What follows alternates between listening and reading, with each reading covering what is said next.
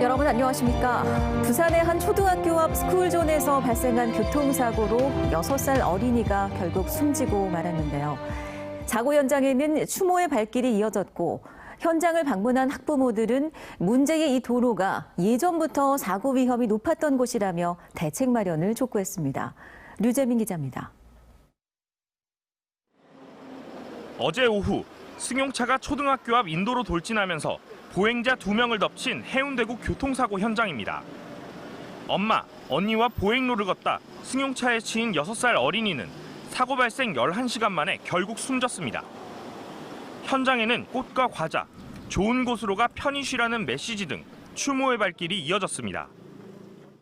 애를 키우는 부모 입장으로서는 너무 진짜 내 애 같은 그런 느낌으로 가슴이 짠하더라고. 미어지고 그래. 보는 순간에 가슴이 너무 벌렁벌렁거려가지고 말을 못하겠어요.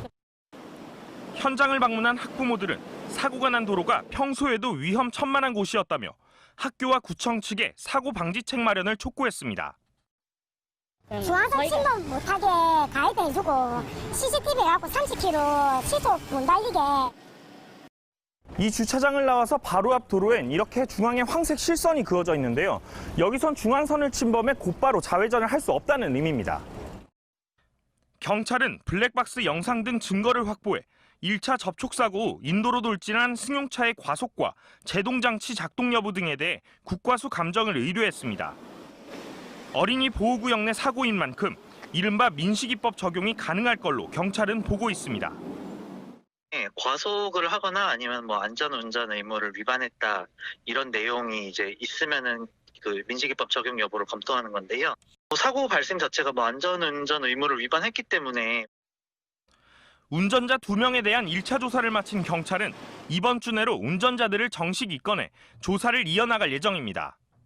관할구청도 해당 도로의 위험성 여부를 검토해 도로 환경 개선 등을 논의한다는 계획입니다. MBC 뉴스 류재민입니다. 여전히 계속되고 있는 코로나19. 누구나 걸릴 수 있지만 이로 인한 경제적인 고통은 차별적으로 다가오고 있습니다. 사태가 장기화되면 올해 말쯤엔 부산 시민 12명 중 1명꼴로 저소득층이 될 거라는 우울한 전망이 나왔습니다. 조재형 기자입니다. 코로나19로 인한 경기 침체가 빈곤층 확대를 불러오고 있습니다. 부산의 기초생활수급자 수가 지난 2월 코로나19가 본격화된 이후 매달 큰 폭으로 증가하고 있습니다. 차상위자 역시 증가 추세입니다. 이 둘을 합친 저소득층 인구는 지난 2월 24만 3천 명에서 석 달 뒤 25만 4천 명으로 11,000명 증가했고 이런 추세가 계속되면 올해 말 28만 6천 명에 달해 부산 전체 인구의 8.4%, 12명 중 1명꼴로 저소득층이 되는 겁니다. 저소득층 확대로 부산시 살림살이도 비상입니다. 올해 부산시 전체 예산 13조 8,200억 원 중 저소득층 지원 예산은 1조 5,100억 원. 문제는 코로나19가 언제 끝날지 몰라 내년 관련 예산이 얼마나 더 필요할지 예측조차 힘들다는 겁니다. 수급자 직접 지원하는 예산만 최소 7천억에서 1조 가까이 더 추가로 비용이 들어가게 되면 시가 추진해야 될 사업 자체가 이제 마비되는 이런 상황이 발생할지도 모릅니다. 중산층의 붕괴를 막기 위한 대책과 함께 재난 취약계층 지원도 시급합니다. 여성과 아동, 노인과 장애인, 이주노동자 등이 코로나19에 직격탄을 맞고 있습니다. 부산시는 코로나19로 드러난 진짜 사회적 약자, 코로나19 감염 재난 상황에 가장 취약한 약자를 중심으로 하여 사회 안전망을 새로이 구축해야 합니다. 실제 지난해 12월 부산의 신규 기초생활수급자 중 장애인은 183명이었지만 지난달은 그 수가 305명으로 대폭 늘어 취약계층의 경제적 기반이 더 빨리 무너지고 있음을 경고하고 있습니다. MBC 뉴스 조재영입니다. 오늘부터 14일간 이어지는 287회 부산시의회 정례회에서 김재영 시의원은 코로나19 사태와 관련해 부산시 공공보건의료에 관한 조례를 발의했습니다. 조례안에 따르면 부산시는 공공보건의료 시행 계획을 수립하고 공공보건의료위원회를 설치해야 하며 공공심야약국 운영 등의 내용이 담겼습니다. 이번 정례회는 조례안과 동의안 예산안 등 모두 72건의 안건을 처리한 뒤 오는 29일 2차 본회의를 끝으로 마무리 짓습니다. 지금 신공항 문제는 부산의 아주 중요한 당면 과제지만 정작 이를 다루게 될 국회 국토교통위원회에는 부울경 여당 의원들이 단 한 명도 포함되지 않았습니다. 국회 상임위 배분을 놓고 여야 갈등이 커지면서 통합당 부산 의원들도 제 역할을 할 수 있을지가 의문입니다. 민성빈 기자입니다. 부산 민주당 의원 3명은 각각 국회 정무위와 행안위, 농해수위로 상임위가 배정됐습니다. 지역 최대 현안인 동남권 관문공항 건설의 주무상임위인 국토교통위원회에는 부산은 물론 울산과 경남 의원 역시 단 한 명도 포함되지 않았습니다. 당장 김해 신공항 검증 결과 발표가 이번 달 말 또는 다음 달에 나올 예정이지만 이를 맡아 지역 여론을 대변할 여당 측 국회 창구가 마땅치 않은 겁니다. 부산 민주당은 김해 신공항 검증을 진행하는 총리실이 정무위 소관인 만큼 전재수 의원이 충분히 잘 살펴볼 수 있다는 입장입니다.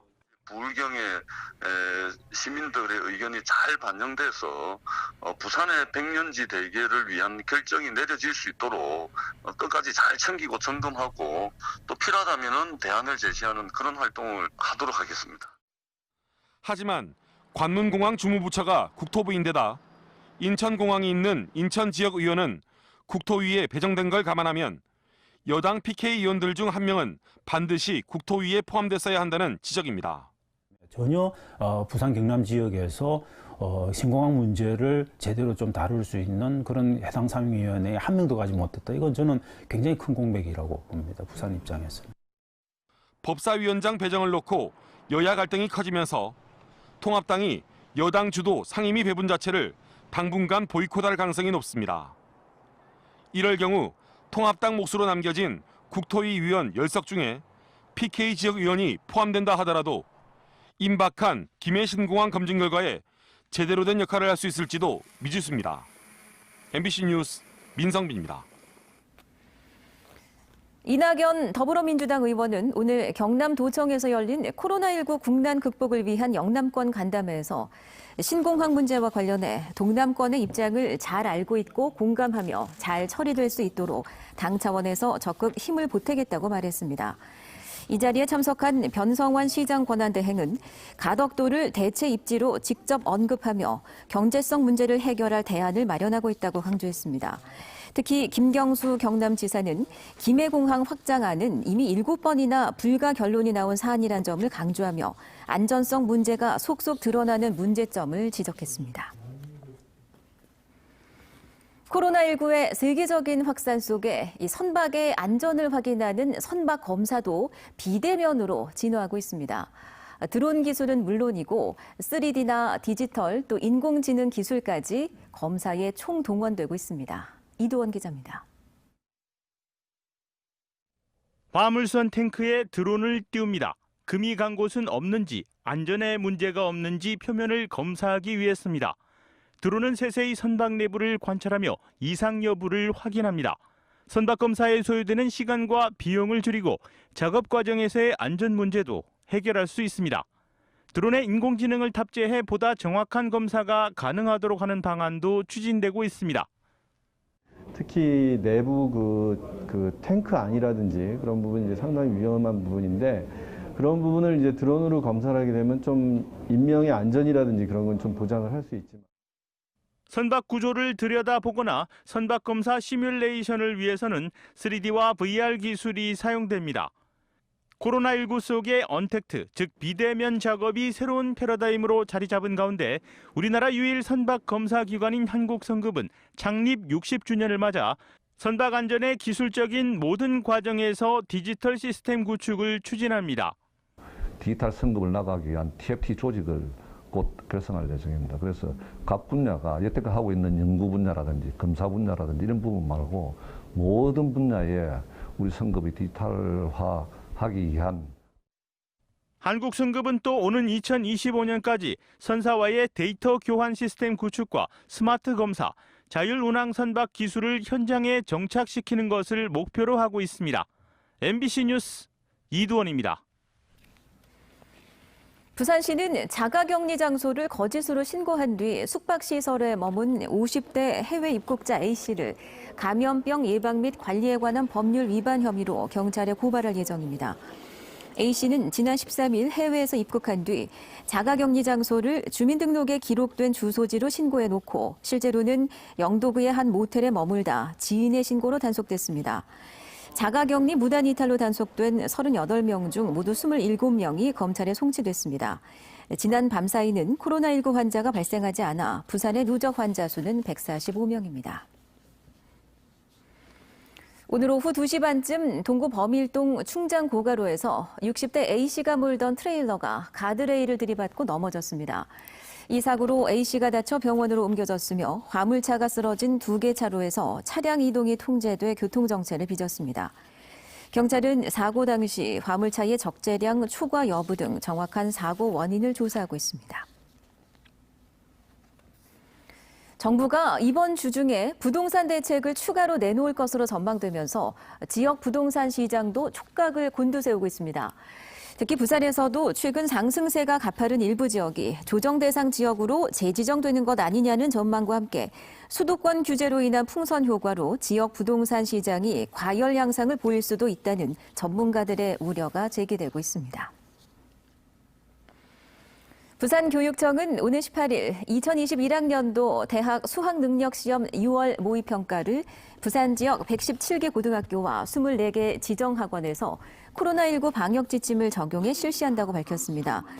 이번 모의평가는 전국 17개 시도에서 치러지며 부산 지역의 수험생은 재학생 25,565명, 졸업생과 검정고시 출신자는 2,634명 등 모두 28,199명입니다. 이번 모의평가는 오는 12월 3일에 치루어질 2021학년도 대학 수학능력시험과 시험의 성격, 출제 영역, 문항수 등을 동일하게 출제했습니다.